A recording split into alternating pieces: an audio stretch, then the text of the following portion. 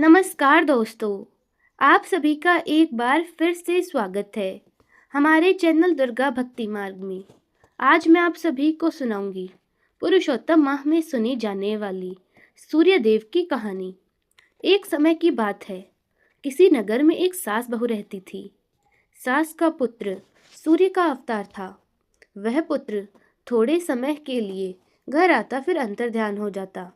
जब कभी आता तो एक हीरा अपनी माँ व पत्नी को दे जाता। इस तरह से वे दोनों अपना जीवन यापन कर रही थी। एक दिन माँ बेटे से बोली कि जितना तुम हमें खर्च के लिए दे जाते हो उससे तो हमारा गुजारा नहीं होता। तो पुत्र क्रोधित होकर कहने लगा कि आपने भरण पोषण के सिवा कुछ और नहीं करती हो।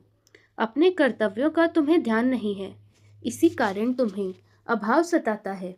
तुम्हें अपने कर्तव्यों का भी पालन करना चाहिए। अब अगले दिन से ही अधिक माह शुरू हो रहा है, तो दोनों सास बहू नियम से अधिक माह का स्नान करने जाने लगी। जब अधिक माह पूरा हुआ तो पत्नी ने सूर्य बलि से कहा कि अब अधिक माह का उद्यापन करा दो। सूर्य बलि के सामने अपनी इच्छा प्रकट करते ही घर में कंचन बरसने लगा। घर धन धान्य से भर गया। तब सास बहू ने अधिक माह का पूजन, सूर्य भगवान का पूजन किया तो सूर्यदेव ने दर्शन देकर वर मांगने को कहा। तब बहू कहने लगी कि मेरा पति दूर दूर रहता है, मैं उनके साथ का वरदान चाहती हूँ। सूर्यदेव ने तथास्तु कहा और अंतर्ध्यान हो गए। रात को सूर्यबल ने आकर माँ से कहा, माँ आज मैं अपने घर पर ही सोऊंगा। तब बहू की प्रसन्नता का कोई ठिकाना नहीं था।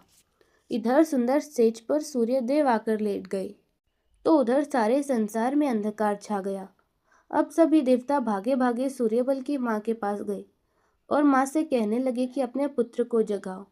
माँ ने पुत्र को जगाया तो सूर्य ने बाहर आकर देवताओं से कहा कि जब तक यह सास बहू अधिक माह का स्नान करती रहेंगी तब तक गंगा इनके घर के पास से बहे, रिद्धि सिद्धियों का यहाँ वास हो। भगवान सूर्य की बात सभी देवता मान गए। तभी से पूरे स्त्री समाज में अधिक माह स्नान का विशेष महत्व है। इससे पापों का नाश होता है और अंत में मनुष्य को स्वर्गलोक की प्राप्ति होती है। तो दोस्तों, यह थी आज की कथा। आपको कैसी लगी कमेंट्स में ज़रूर बताएं। धन्यवाद।